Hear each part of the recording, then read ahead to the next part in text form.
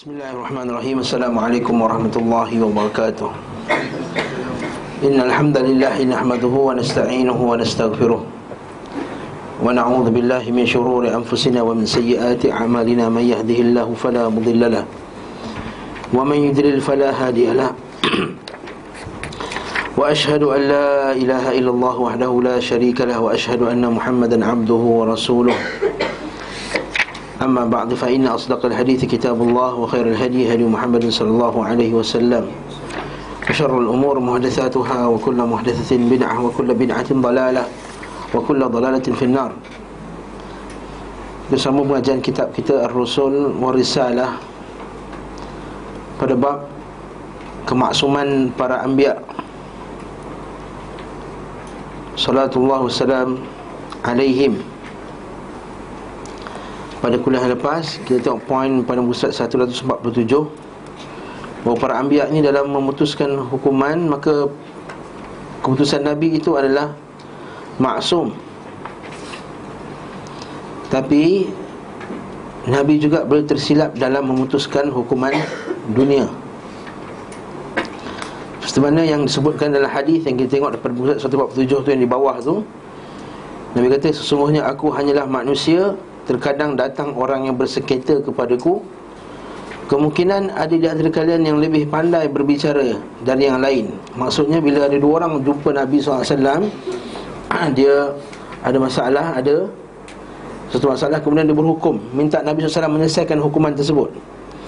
Dan bila dua orang jumpa Nabi, salah seorangnya lebih pandai berhujah di hadapan Nabi SAW, maka Nabi SAW bagi yang mana lebih kuat hujahnya. Tapi Nabi kata apa? Barang siapa yang aku menangkan atas hak seorang Muslim, maka itu adalah sepotong api neraka. Maka kalau siapa yang dia tahu dia salah, tapi dia berhujah juga sebab nak menangkan juga pendapat dia, maka itu adalah sepotong daripada potongan api neraka. Kat sini juga bawa kita kepada dalil bahawa kadang-kadang dalam debat tak semestinya yang betul tu menang. Kadang-kadang dalam debat tak semestinya yang benar tu menang. Kadang-kadang dalam perdebatan ahli bid'ah ke atau ahli maksiat itu lebih pandai berhujah. Seperti yang kita lihat kan, sebahagian ahli bid'ah mereka sangat petah berkata-kata. Bila mereka berdebat pula dengan ustaz ahli sunnah pula baik, tak pandai mematahkan hujah, maka terzahirlah pada orang ramai kata, orang tengok tu ustaz ahli bid'ah tu pandai, hujah dia mantap. Sedangkan ustaz ahli sunnah tadi sebab dia tak pandai nak memainkan hujahnya. Maka di sini tak semestinya yang pandai berdebat itu dia berada di atas jalan kebenaran.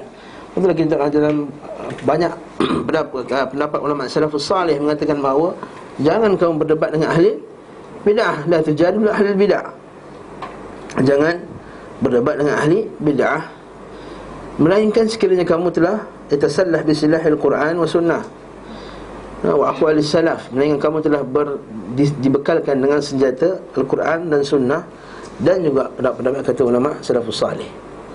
Kalau tidak nanti orang awam akan tengok, lihat ahli bid'ah lagi kuat hujahnya, seperti yang berlaku suatu ketika dahulu ketika ada salah satu ahli bid'ah Jahmiyah, seorang ahli bid'ah Jahmiyah yang menolak sifat Allah, yang di Malaysia ni terkenal dia menolak sifat Allah. Dia berdebat dengan sebahagian ustaz asatizah kita yang memang bukan ahli debat. Lalu bila berhujah, Masya Allah, nampak macam ahli bid'ah tu lagi kuat hujahnya. Patutnya yang dihantar tu Ustaz Adli ke, Ustaz Tubari ke, Ustaz Syed Sobri ke, baru kena berdebat dengan ahli bid'ah tersebut. Barakallahu fikum. Kita masuk pula poin yang keempat, iaitu para anbiya ini maksum dari syirik semestinya, maksiat dan dosa besar.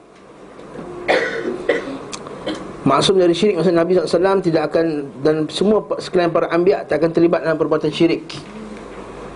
Sebab itulah kalau kita mengaji kitab Tauhid, ada satu bab yang telah menjadi polemik yang besar di kalangan penentang dakwah Syekh Muhammad bin Abdul Wahab.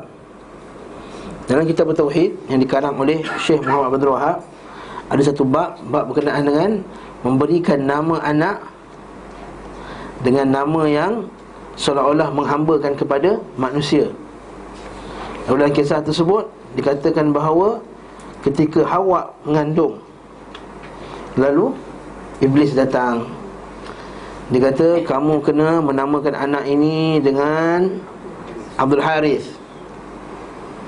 Kalau tidak nanti anak tu keluar dalam keadaan bertanduk, dan kemudian dia akan mati. Lalu pada kali yang pertama, Nabi Adam AS dan Hawa menolak da'iyah atau menolak pujukan syaitan tadi, Iblis. Sedangkan Iblis kata, aku dah datang telah menasihati kamu. Dia kata, aku dulu Iblis yang datang, yang menyesatkan kamu dulu. Masya Allah. Kena datang sekali lagi. Dan memang bayi itu lahir, kemudian bayi itu mati. Kali kedua mengandung sekali lagi Hawa. Hawa mengandung, kemudian Iblis datang juga dan offer benda yang sama juga. Kau kena namakan anak dengan Abdul Harith. Dikatakan Harith itu nama jin. Benda apa jadi? Adam sekali lagi menolak. Sekali lagi bayi itu lahir dan mati. Kali ketiga bila nak mengandung, Nabi Adam kesian kat baby itu. Tak apalah, kita letakkan juga namanya Abdul Harith. Walamma atahuma salihah. Bila mereka Allah Ta'ala berikan mereka dua anak yang salih, yang elok, maka mereka telah mensyirikkan Allah Ta'ala dalam ketaatan. Lalu katakan bawah tu, Nabi Adam telah mensyirikkan Allah dalam masalah ketaatan, bukan mensyirikkan Allah dalam masalah ibadah. Kisah ini diriwayatkan oleh Imam Tirmizi, Ibn Hibban, Ahmad dan lain-lain. Kita tafsir banyak. Walhamdulillahirabbil alamin. Hadis ini tidak sahih, batil. Bahkan seluruh syurrah, para pensyarah hadis-hadis dan juga pensyarah kitab-kitab tauhid, di kalangan anak-anak dan anak cucu Syekh Muhammad Abdul Wahab sendiri,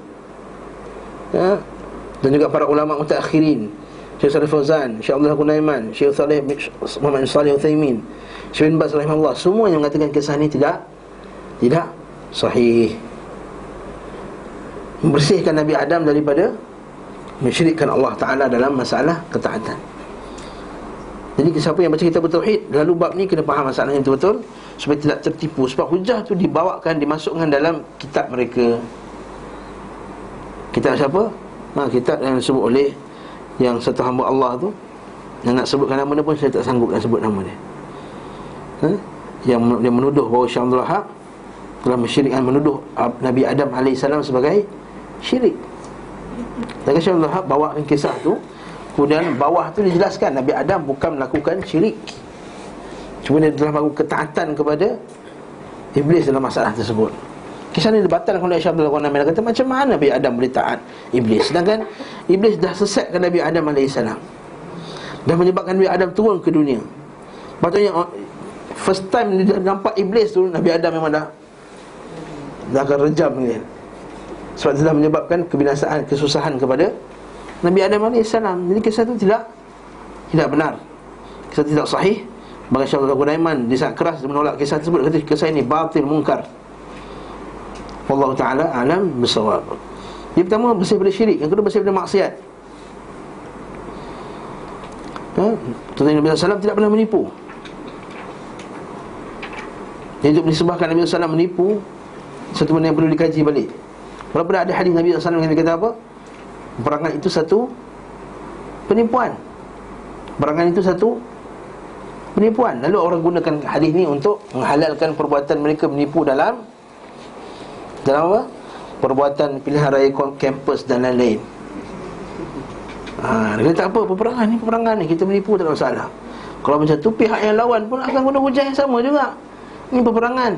Sebab puak ni dia kata dia perjuangkan Islam, puak satu lagi pun dia kata dia perjuangkan Islam. Dua-dua kata peperangan, dua-dua menipu dalam pilihan raya, memang dua-dua menipu akhirnya. Ini tak benar. Hujah ni tak, sekali lagi tak benar. Dan dosa besar. Kita akan tengok adakah para anbiya ni maksum daripada dosa kecil juga. Kita akan tengok nanti bi'idznillah ta'ala. Jadi apa kata penulis rahimahullah, terjaga dari dosa besar. Umat Islam sepakat bahawa para nabi dan rasul dijaga dari dosa-dosa besar dan aib-aib yang buruk seperti zina, mencuri, menipu, membuat dan menyembah berhala, sihir, seperti dalam Al-Quran surah Al-Baqarah, Allah Ta'ala menyucikan Nabi Sulaiman daripada sihir dan lainnya. Al-Quran dan hadis Nabi telah membebaskan para Nabi dan Rasulnya dari fitnahan Yahudi dan Nasrani dalam kitab mereka yang telah diubah. Inilah sebahagian daripada mereka disembah kepada anbiya. Dalam tajuk ni, penulis rahimahullah telah membawakan beberapa kisah bagaimana orang Yahudi dan Nasrani telah menisbahkan beberapa dosa kepada para anbiya. Mereka katakan bahawa sebagian Nabi ini melakukan dosa. Antaranya, nombor satu, mereka mengatakan bahawa Nabi Harun yang membuat patung anak sapi dan menyembahnya bersama Bani Israel. Version Yahudi kata apa? Nabi Harun yang pergi buat anak lembu tadi dengan emas tu. Versi Quran kata siapa? Versi Quran kata siapa? Samiri. Wa adallahumus Samiri. Allah Ta'ala kata dalam Quran dalam surah Taha, walaqad fatanna qaumaka min ba'dika wa adallahumus Samiri. Sesungguhnya wahai Musa, bila Nabi Musa pergi nak naik gunung Tur Saina, bila Allah Ta'ala telah perintahkan Nabi Musa dan kaumnya pergi beribadah di Tur Saina kan, kemudian Nabi Musa pergi dulu. Nabi Musa pergi dulu. Betul Allah Ta'ala, wa ma'ajalaka an qaumika ya Musa, apa kau cepat sangat mendahului kaum kau sampai dulu. Kita bincang sikit kan pada minggu lepas. Qala ajiltu ilaika rabbi litarda, aku datang cepat supaya aku nak dapat yalah pahala lebih. Litarda, supaya kau redha ke aku. Qul Allah Ta'ala, wa laqad fatanna qaumaka min ba'dika wa adallahumus Samiri. Dan Allah Ta'ala kata apa? Dan kami telah memfitnah kaum kamu. Maksudnya kami telah menguji kaum kamu, dengan kami telah menyebabkan Samiri telah menyesatkan kaum kamu. Faraja'a Musa ila qaumihi ghadbana asifan. Dan Musa pun telah kembali kepada kaumnya dalam keadaan marah dan penuh panik. Asifan. Dia kata, wahai kaumku, kenapakah engkau telah melanggar perjanjian? Alam ya'idukum rabbukum wa'dan hasanan afatala alaikumul ahdu am aradtum an yahilla alaikum ghadabun min rabbikum fa akhlaftum mau'idi. Maka kenapakah kamu ni wahai kaumku, bukankah Allah Ta'ala dah angkat perjanjian yang baik di antara kamu, supaya kamu sembah Allah, jangan syirikkan Allah, dan Allah Ta'ala bagikan benda-benda kebaikan kepada kamu. Apatah perjanjian ni begitu lama sampai kau lupa? Jangan baru lagi perjanjian tersebut, sehingga menyebabkan kau telah melanggar perjanjianku. Kan? Lepas tu apa kata kaumnya? Wahai Musa, kami tak langgar perjanjian. Sesungguhnya kami langgar ni bukan sebab kami kehendak kami sendiri. Ini alasan lah kan. Macam orang kita juga, bila buat bid'ah, bukan kita orang nak macam ni, dah memang masyarakat. Faqadhafnaha wa kadzalika al-Qasamiri. Maka begitu juga kami pun buatlah apa yang kami buat. Kalau kata apa, kami telah bawa min zinatil qaum. Kami bawa harta-harta perhiasan daripada kaum yang dia ambil lagi, bawa lari keluar daripada Mesir. Kan dia lari keluar daripada Mesir, harta-harta emas-emas semua tu. Jadi Samiri suruh leburkan, jadilah dia lembu, anak lembu, dan seterus kisah tersebut. Jadi dalam Al-Quran dan hadis Nabi SAW jelas, yang buat anak lembu tu siapa? Samiri. Adapun dalam kitab Yahudi, dalam kitab ini Old Testament, dia kata Nabi Harun yang pergi buat. Sedangkan jelas-jelas dalam Quran kata Nabi Harun tak kena mana. Dia kata, wahai Musa, aku tak suruh mereka macam ni, aku dah larang mereka, tapi aku takut mereka wakadu ayyaqtulunani, mereka hampir-hampir nak bunuh aku. Sampai Nabi Musa pun marah kepada Nabi Harun. Al-Quran telah menjelaskan kesesatan mereka ketika menceritakan kami bahawa yang membuat patung anak sapi yang punya suara adalah Samiri, bahawasanya Harun telah sangat mengingkari mereka. Satu, orang Yahudi tuduh Nabi Harun yang buat berhala. Innalillahi wa inna ilaihi raji'un. Sama juga perbuatan orang musyrikin zaman sekarang, zaman moden, menuduh bahawa para anbiya dahulu yang pergi sembah kubur. Contoh, contoh, kan dia mengatakan ada sebagian anbiya pergi ke kubur Nabi Adam untuk mengambil bentuk bertawassul dengan Nabi Adam. Ada sebagian kisah bagaimana Iblis datang ke kubur Nabi Adam untuk minta maaf. Pernah dengar kisah tu tak? Kisah yang batil. Kononnya dalam kisah tersebut Allah tak, Iblis konon-konon menyesal dah buat jahat. Ni apa kena cerita gila? Allah Ta'ala kata dah, Allah Ta'ala dah sebut dah, Iblis akan menyesatkan manusia sampai hari kiamat. Kisah batil ni kata apa? Iblis tiba-tiba nak taubat. Bila Iblis nak taubat, Allah Ta'ala suruh buat apa? Pergi buat apa? Suruh pergi kubur Nabi Adam dan sujud di kubur Nabi Adam. Minta maaf kat Nabi Adam, pergi kubur Nabi Adam, minta maaf dan sujud ke kubur Nabi Adam.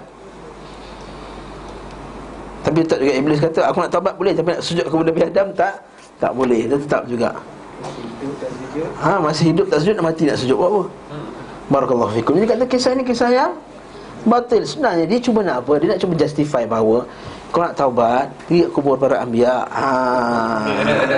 Itu dia tujuannya. Kalau nak bertaubat, mesti kita kena pergi kubur para anbiya. Nampak tak Allah Ta'ala perintahkan nak Iblis pergi kubur Nabi Adam? Kalau nak taubat kena pergi kubur. Itu juga zaman sekarang mereka menyuruh kita membacakan ayat sebagai ayat yang kita kata bila kita pergi kubur Nabi Muhammad SAW, kita baca ayat tersebut maka kita akan diampunkan. Yang dibawakan oleh ustaz-ustaz yang dalam satu channel televisyen yang terkenal tu. Maka kita komen lagi lah. Yang kedua, Nabi Ibrahim AS menyerahkan isterinya Sarah kepada Fir'aun untuk mendapat keuntungan darinya, Raja Mesir. Dia telah buat kebohongan atas Nabi Ibrahim. Rasulullah SAW telah menceritakan kepada kami bahawa ketika dia masuk Mesir, di antara kisahnya adalah, macam kepada kita sebenarnya, bukan kepada kami, kepada kita. Di antara kisahnya adalah bahawa di Mesir ada raja yang jahat. Kita semua tahu kisah ni kan? Kalau mendapatkan wanita cantik yang telah bersuami, ia membunuh suaminya lalu mengambilnya untuk dirinya sendiri. Ketika Ibrahim ditanya tentang isterinya, beliau berkata, ia adalah saudariku. Kita semua tahu kisah ni. Maksudnya saudarinya dalam Islam. Dan Rasulullah SAW memberitakan bahawa Allah menjaga Sarah di waktu ia pergi kepada orang jahat tersebut, maka ia tidak mengganggunya. Dalam kisah tu apa? Nabi Ibrahim bagi sebab apa? Sebab nak dapat siapa? Nak dapat Hajar. Kan bila Nabi SAW, Nabi Ibrahim AS lepas raja yang jahat tu nakkan Sarah, kemudian tak dapat, dengan raja tu hadiahkan lagi pula Hajar kepada Nabi Ibrahim AS. Version diorang kata lain. Dia kata tidak, disebabkan Nabi Ibrahim offer Sarah itu, maka raja tu sebagai ganti hadiah, ambillah Hajar. Sebab itulah mereka membenci bangsa Arab. Pada kata bangsa Hajar ni ialah, pertama dia hamba, yang kedua Hajar ni adalah hadiah kerana ditukarnya Sarah, kerana pemberian Nabi Ibrahim kepada Sarah. Kira Hajar ni perempuan jahat lah sebenarnya. Ini kita kisah yang bohong, kisah daripada Yahudi juga. Termasuk di antaranya Nabi Lut. Yang ni lagi teruk. Ini Ahmad Didat pernah sebut banyak kali kan. Kalau kita tengok video Ahmad Didat, termasuk dalamnya bahawa kisah Nabi Lut AS minum khamar hingga mabuk, kena berzina dengan kedua putrinya, satu seorang-seorang. Dengar cerita pun lucah. Tahu kisah dia? Bila kematian Nabi Lut, kan Nabi Lut isterinya kan tak ikut dia, betul tak? Kan Nabi Lut isteri juga kena ditimpakan azab oleh Allah Subhanahu Wa Taala. Lalu mereka pun duduk di tempat, maka anak dia kata, kesian ke ayah kita, kesunyian. Fahamlah tu. Kesunyian tu faham dah. Jadi dah kesunyian, apa kata kita mabukkan ayah kita, kita goda ayah kita. Maka ketika itulah dia bagi arak kepada Nabi Lut dah mabuk. Lepas tu dia pun goda Nabi Lut, pun bantai dua-dua sekali. Inna lillahi wa inna ilaihi raji'un. Nabi Lut, hatta orang saleh, kalau kita nisbahkan cerita ni kepada Tok Padri diorang mesti marahnya. Tahu tak? Bila kata Padri kau, Pop John Paul macam tu juga dulu. Pernah sekali Pop John Paul kau tengah dah boring sangat, tak boleh kahwin. Sekali sister tu pun tengah gersang apa benda, dia pun goda Pok Jompol tu, kemudian dia berzina dengan. Kalau kita nisbahkan cerita ni kepada Bardi, dia mesti orang marah.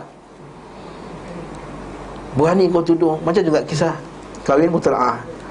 Kahwin mut'ah orang Syiah.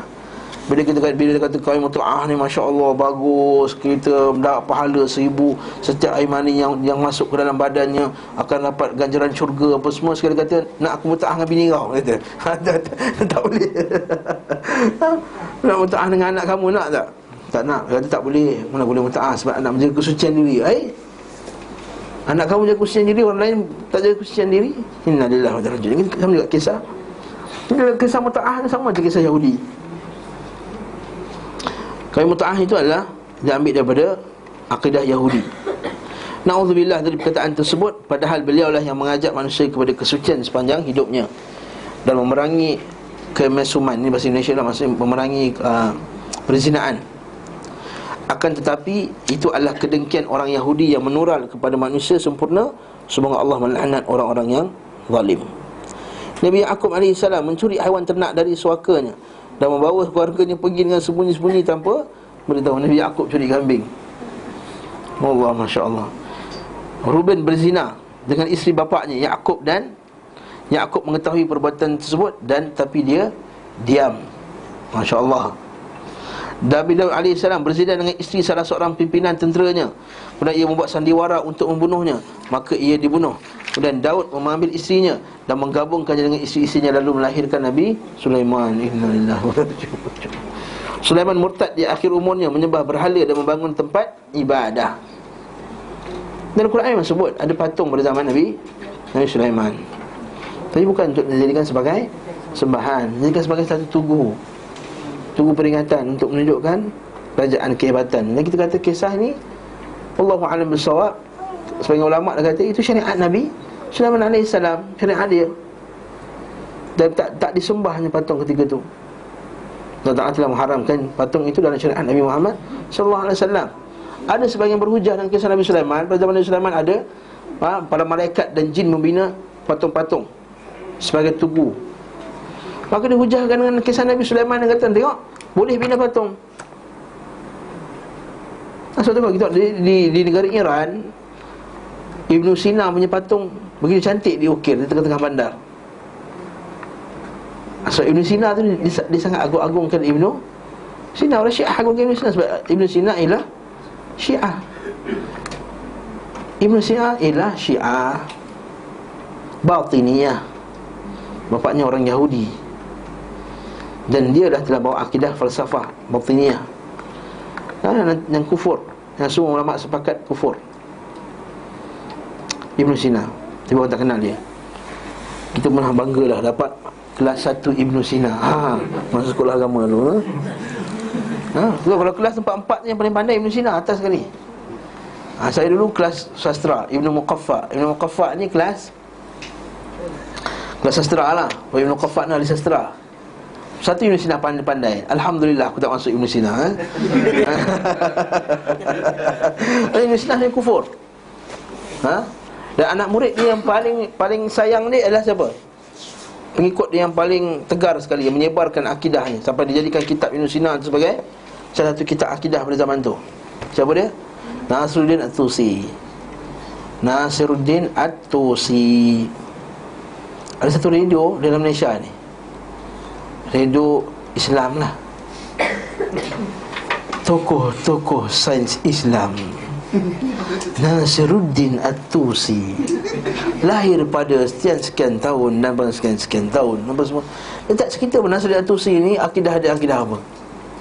Memang dia ahli sains Islam, ahli sains Islam, disebabkan Islam, tapi dia kufur akidah dia. Sehingga kan dalam kitab Nuniyah Ibn Qayyim panggil dia apa? Nasirus Syaitan, bukan Nasiruddin. Nasirus Syaitan, penolong syaitan. Ini adalah sebahagian kehinaan dan keburukan serta dosa besar yang disebabkan oleh umat yang dimurkai Allah kepada para nabi yang suci. Mereka sangat jauh dari yang dikatakan tentang mereka, akan tetapi jiwa-jiwa yang sakit. Bahkan lebih teruk benda ni pernah dengar. Kita pernah dengar Nabi Ibrahim berwrestling dengan Tuhan, pernah dengar? Nabi Yaqub. Nabi Yaqub kan, Nabi Ibrahim ke, tak kisahlah. Salah satu Nabi pernah wrestling dengan Tuhan. Pernah wrestling dengan Tuhan. Inna lillahi wa inna raji'un. Dan tak mustahil, sebab dia kata apa? Sebab Tuhan tu masuk ke dalam Nabi Isa alaihissalam. Keburukan-keburukan yang dinisbahkan orang-orang Nasrani kepada para Nabi. Orang Nasrani pula, tadi Yahudi. Orang Nasrani tidak lebih baik dari orang Yahudi dalam masalah ni. Sebab dulu akidah lebih sama juga daripada orang Yahudi. Mereka telah menisbahkan keburukan-keburukan kepada para Nabi dan Rasul. Hal ini dengan mempercayai Taurat yang telah diubah-ubah yang ada sekarang, yang memuat apa yang telah kami sebutkan, di samping isi Injil yang telah dipalsukan. Di antara disebutkan dalam Injil Matius bahawa Isa adalah keturunan Sulaiman bin Daud alaihissalam, dan bahawasanya datuknya mereka Farid, yang merupakan anak zina dari Yahuza bin Yaqub. Masya Allah. Dia kata, maksudnya keturunan Nabi Daud dan Sulaiman ni semua daripada keturunan zina. Masya Allah. Allah Ta'ala sebut apa dalam surah Al-An'am? Wa min dhurriyyatihi, dan dalam zuriat Nabi disebut. Surah Al-An'am. Surah Al-An'am.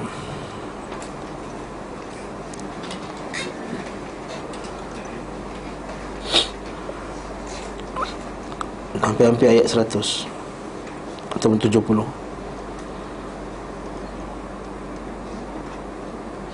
Buka surat 138 ayat 84.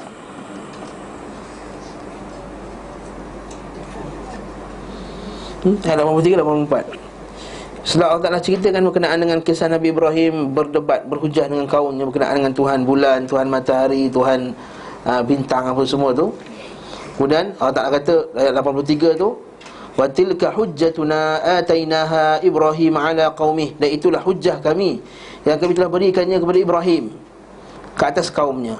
Narfa'u darajatin man nasha', Allah Ta'ala angkat darjat pada siapa yang dikehendakinya. Inna rabbaka hakimun alim, sesungguhnya Tuhan kamu hanya adalah hakim lagi alim. Wa wahabna lahu Ishaq wa Yaqub, dan kami telah mengurniakan kepada Nabi Ibrahim Ishaq dan Yaqub. Kalau nak syarahkan ayat ni pun jadi hujah. Kita tengok dalam orang Kristian, Yahudi, dia menafikan Ismail tu anak Nabi Ibrahim. Sebahagian ni dia kata dua anak Nabi Ibrahim adalah Ishaq dan Yaqub, sedangkan Nabi Yaqub anak Nabi Ishaq. Kullan hadaina, dua-dua tu kami telah bagi petunjuk kepada mereka. Wa Nuhan hadaina min qabl, dan Nabi Nuh kami telah bagi hidayah kepada mereka sebelumnya. Wa min dhurriyyatihi, daripada zuriat-zuriatnya Daud wa Sulaiman wa Ayyub wa Yusuf wa Musa wa Harun. Wa kadzalika najzil muhsinin, dan begitulah kami telah beri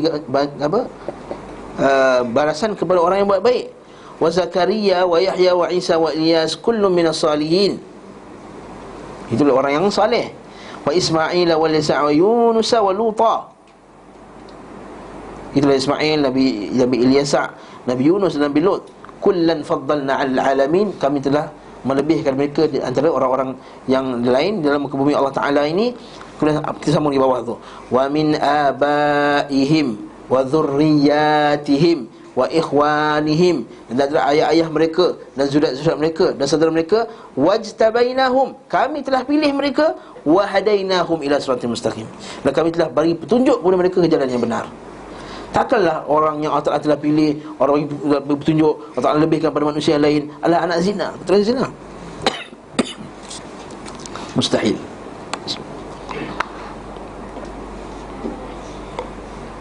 Ayat 89 pula, ulaika alladziina atainahumul kitaba wal hukma wan nubuwah, dan mereka itulah orang kami telah berikan kepada mereka kitab, hukma, hikmah, wan nubuwah, dan kenabian. Fa in yakfur biha haula faqad wakalna biha qauman laisu biha bikafirin, kalau mereka itu kufur pada para anbiya tersebut, maka kami akan berikan mereka, wakilkan mereka kaum yang tak akan kufur dengan mereka. Bawah lagi ayat 90 pula, ulaika alladziina hadallah, mereka itulah orang Ta'ala bagi petunjuk pada mereka. Allah telah memberi petunjuk kepada mereka. Fabi hudahu muqtadi, hendaklah kamu ikut petunjuk mereka. Takkanlah Allah Ta'ala suruh ikut petunjuk anak zina dan juga orang-orang yang berzina dan lain-lain. Masya Allah, kita kata ini tak benar. Allah Ta'ala wajtabainahum, kami telah pilih mereka. Qul la as'alukum alaihi ajra in huwa illa dzikra lil alamin. Ini adalah tuduhan-tuduhan yang buruk terhadap para anbiya yang mereka itu orang yang soleh. Dalam Injil Yohanes bahawa Isa menghina ibunya di tengah-tengah kerumunan manusia. Bandingkan ini dengan disebutkan Al-Quran, barran biwalidati wa barran biwalidati. Kan Allah Ta'ala sebut dalam surah Maryam, walam yaj'alni jabbaran syaqiyya. Allah Ta'ala kata, ya Allah Tuhanku, berkatilah aku di mana saja aku berada. Waj'alni mubarakan aynama kuntu. Jadi kalau aku diberkati di mana saja aku berada. Maksudnya Nabi Isa di mana saja dia berada, orang dapat kebaikan yang banyak. Itu juga kita. Bila kita di satu kampung, kita jadi orang yang diberkati. Jadi dengan keberadaan kita dalam satu kampung tersebut, kebaikan banyak. Orang kenal sunnah, banyak ustaz-ustaz sunnah masuk, kebaikan yang banyak. Itu juga kita dalam keluarga kita. Kita masuk, kita diberkati di mana saja kita berada. Di pejabat kita, di rumah, di ofis, di kampung. Bukan kita ni sunnah bila kita berada dengan orang sunnah. Bila kita dengan kawan-kawan kita, kita dah jadi orang lain dah. Kita patah balik macam masa kita sekolah dulu, perangai. Jangan. Kita kembalikan, kita diberkati. Wa ja'alni mubarakan aina ma kuntu wa awsani bis salati waz zakati ma dumtu hayya wa barram biwalidati, dan buat baik kepada mak ayahku dengan ibuku. Lam yaj'alni jabbaran syaqiyya. Jangan jadikan aku ni orang yang kasar lagi, syaqi, lagi celaka. Ini dalil bahawa bertentangan dengan apa yang Nabi Isa cakap, bahawa Isa itu menghina ibunya. Mustahil. Bahawa Isa bersaksi bahawa semua Nabi yang diutus pada Bani Israel semuanya pencuri. Innalillahi wa inna ilaihi raji'un. Ini kisah-kisah ini sebagian kecil yang disebutkan oleh Injil-Injil yang telah dipalsukan dari sifat-sifat para Nabi dan Rasul, di mana mereka bersih darinya. Nak tahu lebih lanjut, baca kitab Izharul Haqq. Izharul Haqq. Syekh Ahmad Didat pun pakai buku Izharul Haqq ni juga. Ada dijual di Dakwah Corner, terjemahan bahasa Inggeris. Okey. Para Nabi dan Rasul adalah manusia yang paling suci, yang bersih serta paling utama. Demi Allah, sungguh mereka telah sesat dan menyebutkan sifat-sifat para Nabi Allah yang baik dan suci.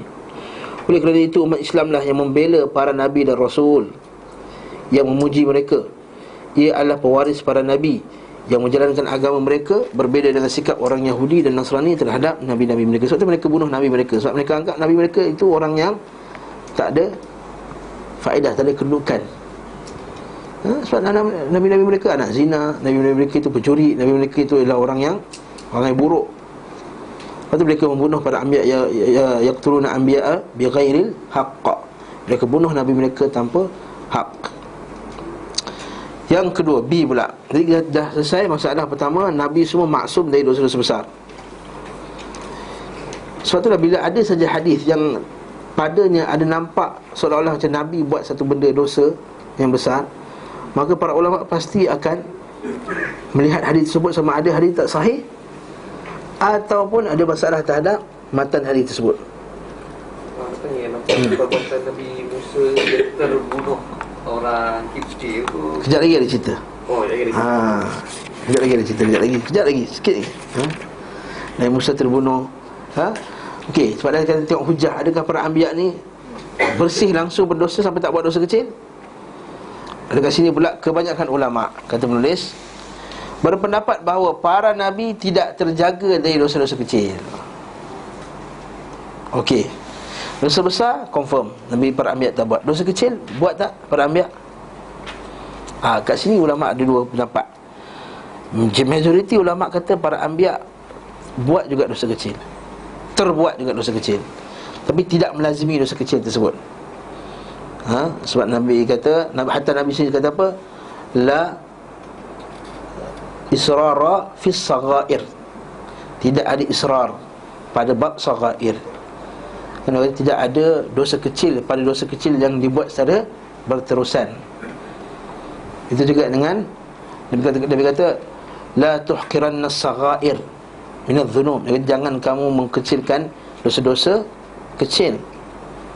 Kerana sesungguhnya yajtami'na 'ala ar-rajul fayuhliknahu. Sebenarnya takut-takut dia akan terkumpul pada seorang lelaki, seorang-seorang itu, maka dia akan membinasakan orang tersebut. Lepas tu kita kata kat sini dalil bahawa dosa kecil para anbiya tak berterusan melakukan dosa kecil, tapi dia terbuat tak dosa kecil.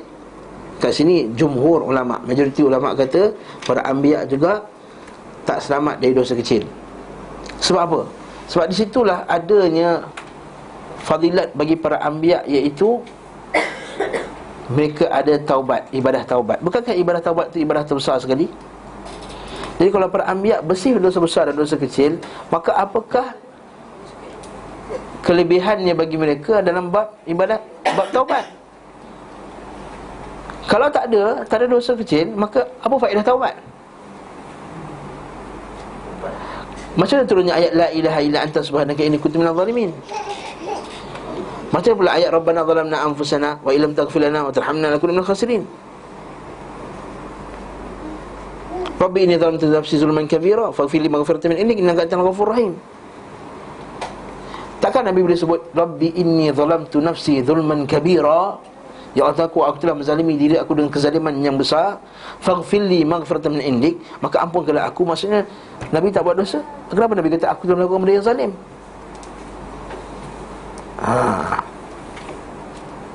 Kat situlah para ulama major, kita bincang masalah dengan para asatizah, dan saya sedikit tanya pada Ustaz Sobri, yang rajih mengikut para masyaikh sana juga, di Universiti Madinah mengatakan bahawa memang yang rajih dalam masalah ni adalah memang para anbiya tak terlepas dari dosa kecil.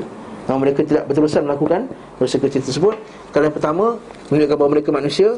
Yang kedua, supaya mereka mendapat fadilat at-taubah tersebut, daripada at-taubah, dan mereka tidak mengulangi dosa-dosa mereka.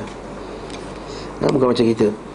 Kat sini kita baca, kebanyakan ulama Islam berpendapat bahawa para nabi tidak terjaga dari dosa kecil. Ibn Taymiyah rahimahullah berkata, pendapat bahawa para nabi dijaga dari dosa besar, tidak dari dosa kecil, adalah pendapat kebanyakan ulama Islam dan semua golongan. Bahkan itu adalah pendapat kebanyakan ahli kalam juga. Asy'ariyah mengata begitu juga, sebagaimana disebutkan oleh Abu Hasan Al-Amili. Ini ulama Asy'ariyah yang tegar, bahawa ini adalah pendapat kebanyakan Asy'ariyah, dan ini juga pendapat para ahli tafsir dan hadis. Anda tahu tak Asy'ariyah ni apa? Tahu Asy'ariyah apa tak? Mungkin yang biasa datang kuliah akidah apa semua, daurah akidah, kenal lah Asy'ariyah. Siapa Asy'ariyah? Satu aliran akidah dalam dunia Islam yang dinisbah kepada Abu Hasan Al-Asy'ari. Imam Abu Hasan Al-Asy'ari meninggal sekitar tahun 300 lebih Hijrah. Dikatakan bahawa inilah akidah Ahlussunnah wal Jamaah yang asli. Dikatakan tidak. Akidah Al-Asy'ariyah ni apa dia punya simat dia, apa dia punya lambang dia? Pertama sekali takwil sifat Allah. Itu paling jelas sekali. Kalau Asy'ariyah ni dia mentakwil sifat Allah. Takwil sifat Allah, takwil pula benda takwil ustaz. Takwil ni maksudnya adalah bila datangnya ayat-ayat sifat Allah, dia tak akan terima secara zahirnya. Dia tak terima secara zahir. Contohnya bila Nabi kata bila Allah SWT sebut dalam Quran Ar-Rahmanu 'ala al-'arsy istawa, Allah Ta'ala itu beristiwa di atas arash, maka dia tidak, Allah Ta'ala menguasai arash, bukan istiwa. Kalau ahli salaf, kalau akidah salaf, akidah para sahabat dan para tabi'in yang asal, dia kata Allah Ta'ala beristiwa di atas arash, maksudnya Allah Ta'ala sama ada 4 perkara. Sa'ada, menaik, ala, tinggi, istaqarra, menetap, dan juga sa'ada, istaqarra, wa ala, terlupa satu lagi, 4. Tapi kita kata meninggi, menetap dan tinggi di atas arash. Adapun bagi Asy'ariyah tak, dia kata istawa itu maksudnya menguasai arash. Bila datangnya ayat berkenaan dengan Allah Ta'ala turun ke langit dunia, dia katakan Allah Ta'ala bukan Allah Ta'ala yang turun ke langit dunia. Yang turun itu adalah rahmat Allah. Bila di akhirat kelak kita akan melihat Allah, kata kita melihat bukan dengan mata kita, dia akan melihat dengan mata hati. Bila Allah SWT berkata-kata dengan Nabi Musa, Allah Ta'ala tidak berkata-kata dengan suara dan huruf. Allah Ta'ala berkata-kata dengan suara hati. Dan yang kelima, bila kita akan melihat Allah SWT akhirat kelak, Macam jelasnya, seperti jelasnya bulan pada waktu malam. Dia kata tak, kita tak melihat Allah Ta'ala pada macam terang macam tu. Yang kita lihat adalah rahmat Allah. Yang melihat, kita akan melihat kebesaran Allah. Dan seterusnya. Surah Allah yang lain, tangan, kaki dan seterusnya. Itu simat yang pertama. Itu tanda pertama Asy'ariyah. Lepas tu kalau nampak je golongan bila kata Allah Ta'ala bukan di atas arash, ketahuilah dia itu bermazhab Asy'ariyah. Yang kedua, dalam mazhab Asy'ariyah juga, mereka mengatakan manusia ini dalam masalah qada dan qadar, iaitu amalan, simat, dia kata kita ni tidak ada qadar, tak ada kudrah, semuanya datang daripada Allah SWT semata-mata. Dalam masalah qada dan qadar, mereka itu berakidah Jabriyah, itu semua daripada Allah. Semua daripada Allah SWT. Dalam masalah Al-Quran pula, mereka kata Al-Quran itu kalam Allah, tapi kalam nafsi, bukan kalam dengan suara dan huruf, kalam kata-kata hati saja. Dan seterusnya dah banyak lagi lah. Tapi kita simak tanda itulah, tanda yang paling besar sekali. Masalah qadar, masalah apa lagi, tujuh tempat di mana Asy'ariyah berbeza dengan akidah salaf. Dalam berkenaan Al-Kasbu contohnya, kita ni beriman Ahli Sunnah wal Jamaah di kalangan para sahabat dan tabi'in beriman pada sebab. Contohnya kita kata, sebab apa tangan kau luka? Pisau. Sebab apa tangan kau luka? Terkena pisau. Bagi akidah Al-Imam Al-Amidi yang kita baca tadi tu, Al-Imam Al-Amidi, dia kata siapa yang kata tangan kamu terluka kerana pisau, kafir dia. Apa itu bukan ke pisau tak? Sebenarnya bila pisau tu kat situ, Allah Ta'ala jadikan dia terluka. Itu panggil Al-Kasbu tu. Pisau tu bukan sebab. Dan masalahnya juga, dia kata dia dekat dengan mazhab Jabriyah. Aku tak cakap ni, saya tak faham sebiji pun. Okey, tak apalah. Tapi itu mazhab Asy'ariyah, itu takwil sifat. Barakallahu fikum. Ini mazhab Asy'ariyah. Tapi malangnya Al-Asy'ariyah yang awal, seperti Imam Baqillani, Baihaqi, semua beriman bahawa Allah Ta'ala tu di atas arash. Asy'ariyah zaman moden, zaman kita sekarang, ialah hybrid Sufi, Jahmiyah, penyembah kubur, Ahbash. Dia hybrid, dia campur, dia jadi satu mazhab Asy'ariyah Raja'. Asy'ariyah Imam Fakhrul Razi dalam kitab tafsir dia mengutuk perbuatan menyembah kubur. Asy'ariyah zaman sekarang yang dakwah Asy'ariyah, mereka lah penyembah kubur tegar. Asy'ariyah dulu mengutuk perbuatan sebahagian Sufi yang bodoh, seperti berjoget-joget, berzikir, pusing-pusing apa semua. Seperti disebut oleh Imam Suyuti dalam kitab dia An-Nahyu 'anil Bid'ah. Imam Suyuti ada satu kitab larangan terhadap bid'ah. Imam Suyuti Al-Asy'ariyah. Tapi sekarang Asy'ariyah yang paling banyak buat bid'ah. Asy'ariyah yang mula-mula, dia tidak menafikan mazhabus salaf, tak nafikan mazhab salaf. Dia kata memang salaf betul juga, tapi mazhab kita ni lebih tepat, lebih ahkam, lebih bijak. Lepas tu dia kata apa? Mazhabus salaf aslam wa mazhabul khalaf ahkam.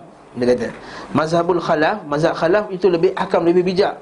Mazhabus salaf itu lebih selamat. Dia kata macam tu. Dia tak kata sesat. Adapun Asy'ariyah moden, Asy'ariyah hybrid ni, hybrid Jahmiyah, Sufiyah, apa semua penyembah kubur, dia kata siapa yang pegang pada mazhab salaf tersebut, dia sesat.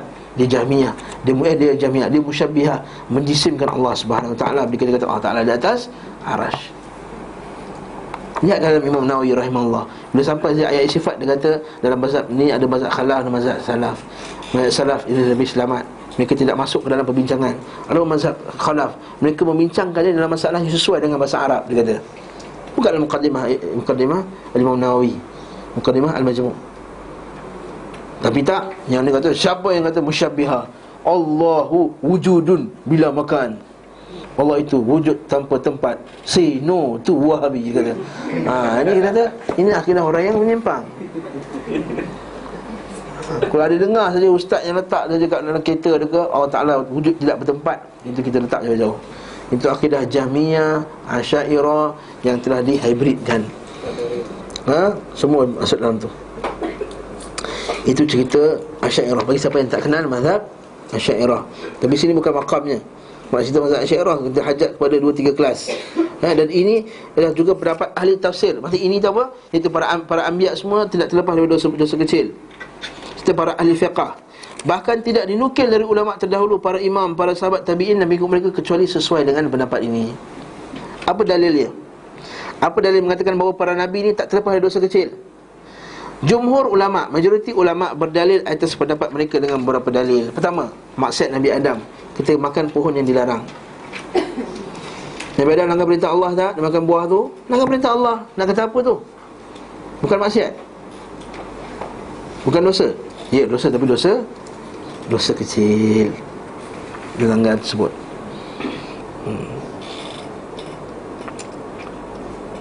Dan ketika kami berkata kepada malaikat, wa idh qulna lil malaikati isjudu li adam fasajadu ila iblis. Semua tahu kisah ni kan? Maka ketika kami berkata kepada malaikat, sujudlah kamu kepada Adam, maka mereka sujud kecuali iblis. Ia membangkang, aba, illa iblis aba.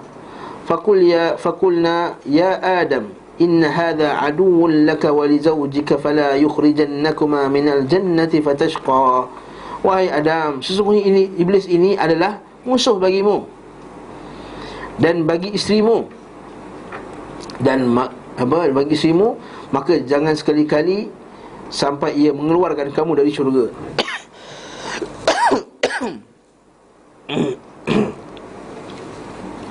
Dan menyebabkan kamu menjadi celaka. Fatashqa. Innalaka alla taju'a fiha wala ta'ra. Dan kamu tidak akan kelaparan dan kamu tidak akan telanjang dalam syurga. Wa annaka la tadma'u fiha wa la tadha. Yang kamu tidak akan haus dan tidak pula akan ditimpa panas dalam syurga. Fa waswasa ilaihi syaitan. Maka syaitan pun membisikkan pemikiran jahatnya. Qala ya Adam, wahai Adam, hal adulluka ala syajaratil khuldi wa mulkin la yabla. Nak tak aku tunjukkan kepada kamu pokok al-khuld. Ni orang sampai sekarang kita dekat nama dia pokok khuldi, betul tak? Nah, itu pokok khuldi itu syaitan yang bagi nama. Pokok khuldi itu syaitan yang bagi nama kat pokok tu. Jadi jangan kita panggil pokok khuldi. Pokok khuldi, syajaratul khuldi. Sebenarnya maksudnya syajaratul khuldi maksudnya apa? Pokok yang memberikan al-khuld. Apa maksud khuld? Kekal. Khalidina fiha abada. Khuld, kekal. Betul orang Arab tak nama anak dia Khalid. Pada orang duduk padang pasir. Duduk padang pasir, tak tahu nyawa bahaya macam mana bila musafir apa semua. Dia letak nama anak dia Khalid sebab maksudnya anak dia kekal, selamat. Sebab orang tak nak Arab tak nama dia Khalid. Khuld wa mulkin la yabla. Dan kerajaan yang tidak akan binasa. Dalil bahawa manusia ini tamaknya pada pertama nak hidup panjang, yang kedua kuasa. Lepas tu kita tengok tak ada orang yang berebut kuasa ni kadang-kadang umur dah nak mati pun berebut kuasa ni, gitu tak? Apalah umur dah 60-an, taubatlah, berzikir pada Allah Ta'ala, baca Quran, duduk masjid. Dah 60-an, 70-an, sibuk nak berlawan lagi, nak pegangkan kuasa. Tidak merujuk pada yang hidup dan yang mati lah. Umum lah ni. Betul tak? Masya Allah. Sebab apa ketika umur itulah baru mereka dapat. Masa umur 40 tahun baru nak naik. Boleh ketua pemuda baru. Ketua pemuda Venezuela. Ketua pemuda Venezuela kan. Dia masa 40 baru ketua pemuda. Pemuda sampai 40. 41 buat naik jadi 50, baru dah jadi.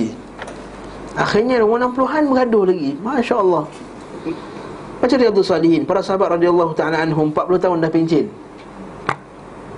Riyadhus Salihin, para sahabat 40 tahun dah pencen untuk beramal. Masya Allah. Kan bagus kalau yang tua-tua ni semua pencen dari politik tu. Senang kita tak bergaduh, kita tak pening kepala kita nak soal khabar. Kita baca benda-benda yang aman saja. Soal Venezuela lah, bukan Malaysia. Maka keduanya makan dari pokok itu. Maka keduanya makan. Itu kalau kita dengar Ustaz Abdullah Iraqi ceramah menarik kan. Orang Melayu ni makan sekali dia makan ni, sanggup tekak dia. Itu orang lelaki ada. Ada apa? Yang perempuan makan 2 biji. Sanggup kat mana pun saya tak tahu, kata Ustaz Abdullah Iraqi kata. Kata orang lelaki makan sebiji sangkut kat sini, perempuan makan 2 biji tak tahu sangkut kat mana. Sama lelaki ni nakal kata.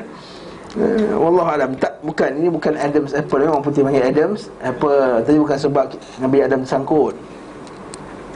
Nabi Adam tak sangkut dah. Kalau sangkut dia dah ludahkan dah. Maka keduanya makan. Dalil bahawa dulu bersalah. Selesai.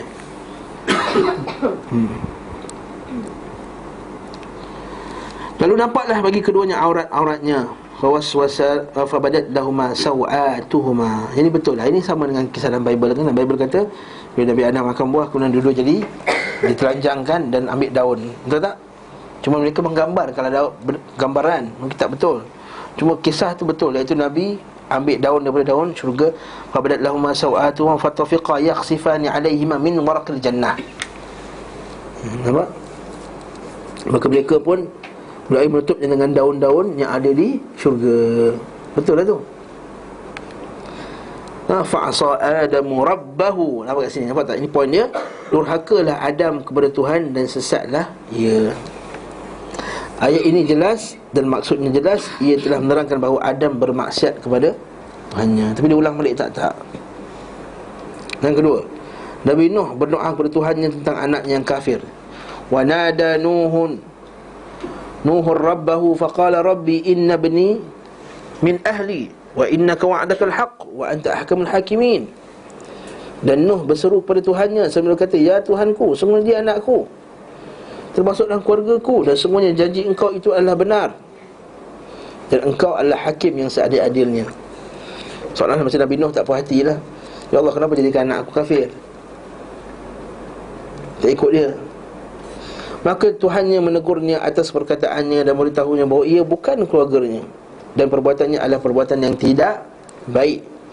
Qala ya Nuhu innahu laysa min ahlik innahu amalun ghairu salih fala tas'alni ma laysa laka bihi ilm. Nampak? Inni a'idzuka an takuna minal jahilin.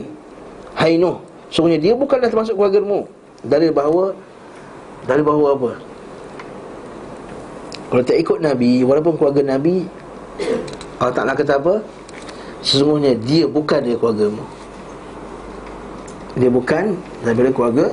Kisah yang sama juga berlaku pada zaman Nabi Muhammad sallallahu alaihi wasallam. Bila dia kata, ya Rasulullah, itu semua puak-puak engkau. Nabi kata, innahum laisu min ahli. Lagi itu bukan keluarga aku. Lagi itu kufur, syirik. Begitu kufur. Betul Nabi SAW dalam hadis sahih Muslim, dia kata apa? Man batta'a amaluhu lam yusri' bihi nasabuh. Siapa yang amalannya teruk, buruk, nasab keturunannya tidak dapat bantunya, tidak akan mempercepatkan urusan di akhirat kelak. Lam yusri' bihi nasabuh. Jadi perhatikanlah kepada orang yang melakukan syirik kepada Allah, walaupun keturunan Nabi macam mana pun, ada al apa pun kat ujungnya. Kalau dia syirik kepada Allah, dia menyembah kubur, maka dia bukan keluarga Nabi SAW. Innahum laysu min ahli. Allah kata innahum laysu min ahli. Mereka itu bukan daripada keluargaku, kata Nabi SAW. Inna bani fulan laysu min ahli, kata Nabi SAW. Ini bani fulan dan fulan bukan keluargaku. Sedangkan memang daripada adik-beradik keluarga Nabi SAW. Keluarga Nabi bukan maksudnya isteri dan anak-anak, bukan. Maksudnya adalah saudara sepupu sepapat dia. Ya. Innahu amalun ghairu salih. Itu bukan amalan yang salih, tidak baik. Kalau bukan salih, maka dia apa amalan apa? Tak baiklah, betul tak? Salih lawannya talih. Fala tas'alni ma laysa laka bihi ilm. Maka janganlah kamu minta sesuatu yang kamu tidak ketahui hakikatnya.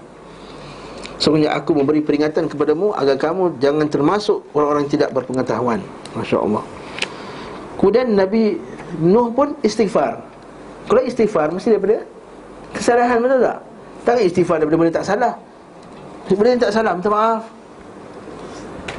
Asal minta maaf, saja-saja dia minta maaf. Kau tak ada salah dengan aku, tak apalah, aku minta maaf je. Tak logik kan? Jadi itu juga istighfar. Kalau Nabi Nuh telah istighfar kepada Allah, maksudnya ada kesalahan dia. Qala rabbi inni a'udzu bika an as'alaka ma laysa li bihi ilm wa illa taghfir li wa tarhamni akum minal khasirin. Bahkan di tempat ujung tu, wahai Tuhanku, sungguhnya aku berlindung kepadamu daripada memohon kepada engkau sesuatu yang aku tidak mengetahui hakikatnya. Dan sekiranya engkau tidak memberi ampun kepadaku, ya Allah, dan tidak menaruh belas kepadaku, wa tarhamni, nescaya aku termasuk orang yang khasirin. Maksudnya orang yang berdosa. Dalil bahawa Nabi Nuh buat salah. Ayat ini jelas bahawa yang terjadi padanya adalah suatu dosa yang perlu untuk istighfar darinya. Wa illa taghfirli wa tarhamni. Kalau kau tak ampunkan aku dan mengasihi aku, maka aku termasuk orang yang rugi. Yang ketiga, kisah Nabi Musa AS, iaitu ini bahawa tadi sahabat kita tanya, ya, Musa ingin menolong orang yang dari kelompoknya, dari puaknya, dari Bani Israel. Kan ketika itu kaum Fir'aun. Fir'aun kaum apa? Fir'aun bangsa apa?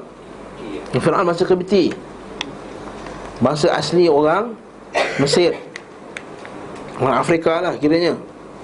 Adapun Nabi Musa AS, Bani Israel, Yahudi. Maka bila datang kat situ, kaum Yahudi ni kira second class lah. Dia jadikan hamba, dibuli apa semua. Dan bila tentera-tentera Fir'aun ni, dia sukalah buli macam sekarang, macam Israel. Dia buli balik orang Islam. Dan dia kacau, tak kasih berniaga, dia rosakkan tanaman, apa semua. Jadi bila kaum dia, fastaghathahu alladhi min syi'atih, maka kaum dia telah minta tolong kepada Nabi Musa. Fastaghathahu alladhi min syi'atih. Ini bab istighasah yang dibenarkan. Okey. Ada perkataan Syiah dalam Quran tak? Ada. Min syi'ati. Tapi maksudnya pembantu, penolong kaumnya. Maka apa jadi? Maka Nabi Musa telah tumbuk orang tadi. Dan Nabi Musa bukan tumbuk tujuan nak bunuh. Kebetulan dia jatuh dan kemudian dia mati. Allah Ta'ala kata, qala hadha min amali syaitan innahu aduwwum mudhillum mubin. Qala rabbi inni zalamtu nafsi faghfirli faghfara lah innahu huwal ghafurur rahim. Musa berkata, ini adalah perbuatan syaitan. Kalau perbuatan syaitan, perbuatan yang baik ke perbuatan jahat? Jahatlah, confirm. Sesungguhnya syaitan itu adalah musuh yang menyesatkan. Innahu aduwwun mudhillum mubin. Adu, musuh, mudhil, menyesatkan, mubin, jelas. Qala rabbi inni zalamtu nafsi, wahai Tuhanku, aku telah menzalimi diriku, faghfirli, maka ampunkanlah aku. Maka Allah Ta'ala kata, faghfaralah, maka dia diampunkan. Innahu wal ghafurur rahim. Allah Ta'ala Maha Pengampun lagi Maha Penyayang. Surah Al-Qasas bawah pula, Musa telah mengakui bahawa ia menzalimi dirinya dan ia mohon kepada Allah agar diampuni, dan Allah beritahunya bahawa dia telah mengampuninya. Dan bahawa Nabi Musa buat salah. Bawah pula Nabi Daud pula. Nabi Daud tergesa-gesa dalam memutuskan persengketaan sebelum mendengarkan keterangan pihak kedua. Maka ia segera bertaubat dan Allah Ta'ala mengampuni dosanya.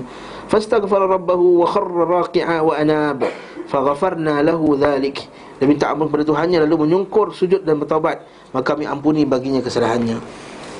Dan Nabi kita Nabi Muhammad SAW ditegur oleh Tuhan dalam beberapa hal. Ya ayuhan nabi lima tuharrimu ma ahlallahu lak tabtaghi mardata azwajik wallahu ghafurur rahim. Wahai Nabi, maka kamu mengharamkan apa yang Allah menghalalkan bagimu. Kamu mencari kesenangan hati isteri-isterimu, dan Allah Maha Pengampun lagi Maha Penyayang. Surah At-Tahrim. Tahu kisah ni kan? Kisah ni bila isteri Nabi jealous lah, jealous dengan Nabi SAW. Lalu bila ada orang bagi madu kat Nabi, dia kata, madu apa ni, bau busuk. Isteri Nabi lain pakat-pakat, Aisyah dan lain-lain pakat. Nanti kalau Nabi datang cakap bau busuk tau. Maka Nabi pergi balik rumah, pergi rumah isteri yang kedua pula. Apa bau busuk ni? Rumah ketiga, apa bau busuk ni? Sama juga. Nabi kata, aku haramkan makan madu tu lagi dah. Nabi tak nak makan madu lagi dah. Lalu Allah Ta'ala tegur Nabi Muhammad SAW. Nampak? Menjadi bawa Al-Quran tu daripada Allah, bukan daripada Nabi. Kalau daripada Nabi, Nabi dah sorok dah ayat ni. Dan ditegur oleh Tuhannya kerana sebab berwajah masam di hadapan orang buta Ibnu Ummi Maktum. Kisah Abasa wa Tawalla itulah. Dan menyibukkan diri dengannya, darinya dengan menghadapi pemuka orang kafir. Yang ini kisah berkenaan dengan kisah Nabi berdakwah.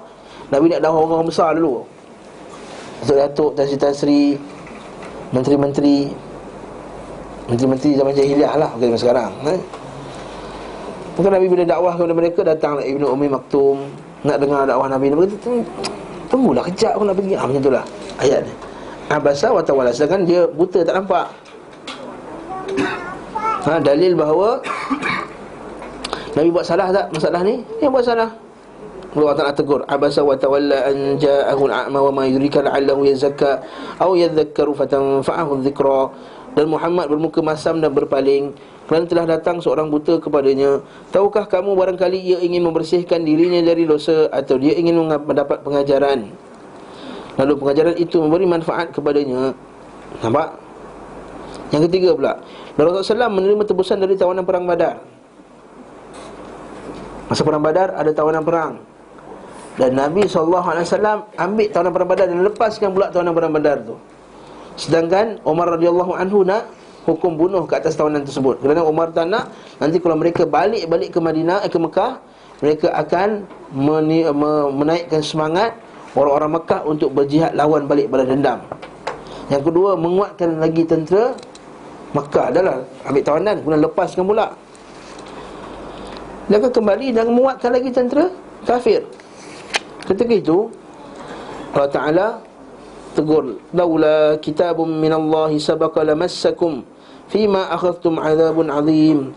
Kalau sekiranya tidak ada ketetapan yang telah terdahulu dari Allah, nescaya kamu ditimpa siksaan yang besar kerana tebusan yang kamu ambil. Nampak? Maksudnya sebab kamu ambil tebusan tadi, maka kamu telah berdosa, salah. Itu Allah kata dalam Quran, maka nabiyin an yakuna lahu asra. Tak boleh bagi Nabi ambil tawanan perang hatta yuthkhina fil ard, sehingga mereka itu telah dihapuskan daripada muka bumi, musuh-musuh Islam. Yuriduna arada dunya wallahu yuridul akhirah. Kamu nak akan ganjaran dunia, iaitu dengan apa? Tawanan perang tadi boleh ajar anak-anak membaca, itu ganjaran dunia.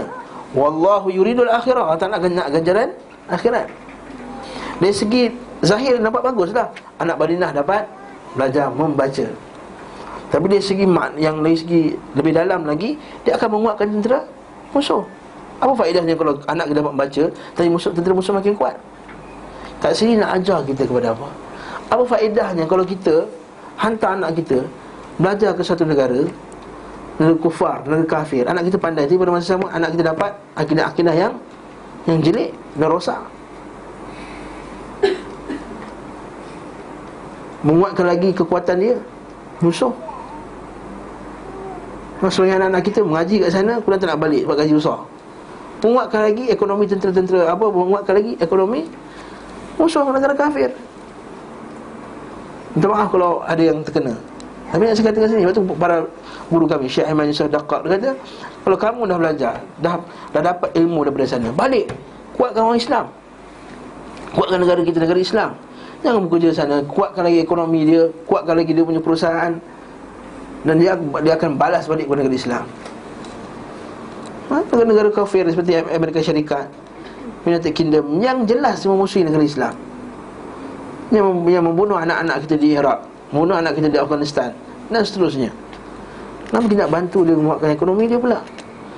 Alah ustaz, sini gaji kecil ustaz, kerajaan Malaysia ni tak beri layanan yang baik kepada kami, pumpang macam-macam. Dia kata, turiduna arada dunya wallahu yuridul akhirah. Jawapan yang sama kita bagikan. Adakah kamu nak ganjaran dunia, sedangkan Allah Ta'ala nakkan ganjaran akhirat? Wallahu ta'ala alam. Ustaz cakap senanglah ustaz belajar kat Malaysia, kami ni kita kata, kalau Allah Ta'ala, bila Allah Ta'ala halau orang kafir daripada Mekah, kalau kamu tahu kefakiran, Allah Ta'ala itu maha kaya. Kan surah At-Taubah kan, Allah Ta'ala suruh innamal musyrikuna najas fala yaqrabul masjidal haram ba'da min hadha fa in khiftum 'ailatan fasawfa yughnikumullahu min fadli insya'a. Allah Ta'ala halau orang kafir daripada Mekah, maka sebagian orang Mekah takut miskin. Yalah, bisnes dia punya customer semua hilang. Tahu tak? Customer hilang. Tapi apa jadi? Fa in khiftum 'ailatan, kalau kamu takut kemiskinan, fasawfa yughnikumullahu min fadlihi insya'. Allah Ta'ala akan kayakan kamu daripada pemberian Allah sekali Allah Ta'ala menghendaki. Kalau kamu tak beriman dengan Allah Ta'ala itu ghani, Allah Ta'ala itu maha kaya. Nah, seperti sebagian peniaga kita jual kedai makan, dia jual rokok. Dah belajar sunnah, jual rokok kedai makan dia. Kalau ustaz kamu tak jual rokok, kamu tak datang makan kedai saya, macam mana? Mana sifat kamu ghaniyun? Kamu beriman dengan Allah Ta'ala bersifat ghaniyun, maha kaya. Allah Ta'ala itu bersifat rahim. Allah Ta'ala bersifat dengan wahhab, syakur. Allah Ta'ala itu maha syakur. Syakur itu maksudnya membalas apa yang hamba ni buat. Latif, maha detail, maha penyayang. Takkanlah kamu sebab rokok 200-300 jual tu, memang jual rokok kedai minyak yang berlaku sekali. Dulu saya pernah kedai minyak lepas SPM. Kedai minyak, jualan minyak, satu kedai minyak tu, jualan rokok atau kedai minyak biasanya mencecah 2,000 ke 3,000 ringgit satu bulan. Jual rokok sehingga bos yang pergi kedai minyak tu semayang, Masya Allah, siang malam, tapi jual rokok kat belakang. Kalau tak jual rokok, kamu tak singgah beli minyak. Mana takwa kamu kepada Allah Subhanahu Wa Taala? Ya, takut. Kalau sebagai budak buka kedai makan juga, dia pasang lagu-lagu muzik, takkan nak sunyi je kedai aku. Macam kedai mayat apa kan? Bukan. Adakah kamu takut? Takut orang tak datang kedai makan kamu pasang muzik, kedung gedang siang malam, dan seterusnya. Barakallahu fikum. Ni biasanya kita bertakwa kepada Allah, insya-Allah. Fattaqullaha yu'allimukumullah. Wa may yattaqillaha yaj'al lahu makhraja. Ayat tu pandai tampal tapi tak tahu amalkan. Ini adalah contoh-contoh kami cukupkan dengan menyebutkan di sini. Sebenarnya disebutkan dalam Al-Quran tentang marahnya Yunus terhadap kaumnya kan. Dia lari pada kaumnya. Lepas tu dia kata la ilaha illa anta subhanaka inni kuntu minadh dhalimin, dan meninggalkan kaumnya tanpa izin dari Tuhannya. Dan juga apa dilakukan oleh Yaqub alaihissalam ke atas saudaranya Yusuf dengan melemparkannya ke dalam sumur, anak-anak Yaqub ke atas saudaranya. Kemudian Allah memberikan wahyu kepada mereka dan menjadikan mereka nabi. Masya Allah. Jadi kat sini adalah pendapat yang mengatakan bahawa para anbiya itu tidak melakukan dosa-dosa kecil, tapi tak lakukan dosa-dosa besar. Tajuk yang akan datang ni panjang, jadi saya tak rasa nak masuk hari ni. Kita akan tengok apa pula hujah orang yang kata para anbiya ini maksum dari dosa-dosa kecil, dan apakah jawapan para ulama ni, dan apakah sebabnya Allah Ta'ala jadikan mereka ini tak terlepas dari dosa-dosa kecil. Apakah hikmah di sebaliknya? Daripada anbiya, maka Allah Ta'ala jadikan mereka tidak terlepas dari dosa-dosa kecil. Wallahu ta'ala alam bis-shawab. Ada soalan?